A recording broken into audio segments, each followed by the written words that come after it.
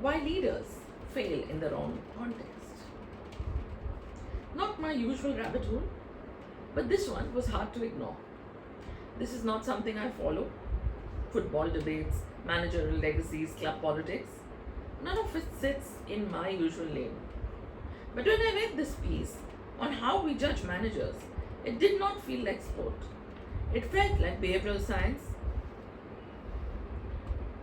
playing out in public. Because what was really showing is this: we do not misjudge managers, we misjudge context. David Moyes and the attribution trap.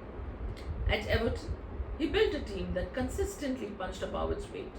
Limited resources, modest expectations, yet on their day, they could trouble the very best. Then he walked into Manchester United, a dressing room full of stars, a club wired to win, not overachieve. And suddenly, the same manager looked out of place. The easy conclusion: he was not good enough. The bias at play, fundamental attribution error. We judged the person and ignored the situation. Graham Potter and outcome thinking. At Brighton, he was seen as progressive, thoughtful, almost ahead of his time. At Chelsea, that perception shifted quickly. Not because his thinking changed overnight. The bias at play, outcome bias. When results dip, we rewrite capability. We rarely ask whether the environment actually supported the approach. Jose Mourinho and the halo effect. He thrives where pressure is high. Egos are louder and narratives matter as much as tactics. And over time, the success builds a reputation that travels with him. The bias at play, halo effect. We start believing excellence in one context means excellence everywhere. But Mourinho is not universal. He's specific. He fits certain moments exceptionally well. Ravi Shastri and visible leadership. Ravi Shastri did not just coach a team. He changed his posture. He made aggression visible. He made belief feel tangible. The bias at play, availability heuristic. When we can see, we value more.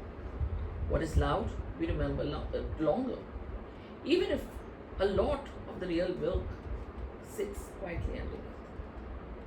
Churchill, Chamberlain, and hindsight. Winston Churchill is seen as exactly the leader Britain needed. Neville Chamberlain, far less so.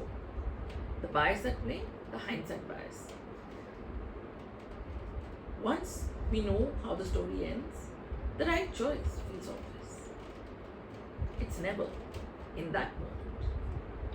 Ballmer, Nadella, and the recency shift. Steve Ballmer led Microsoft with intensity, competitiveness, and execution focus.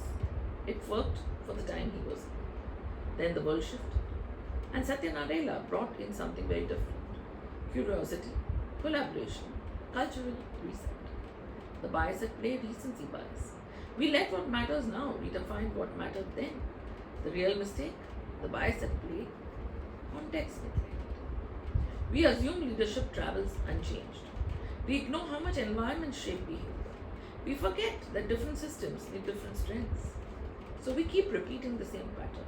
We take leaders who excel at scarcity and place them in abundance. We take operators who run stability and ask them to lead disruption. We bring in process where what is needed is belief. Then we say it did not work.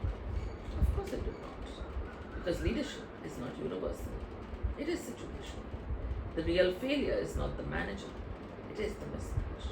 And until we match leaders to moments, we will keep calling the wrong people failures.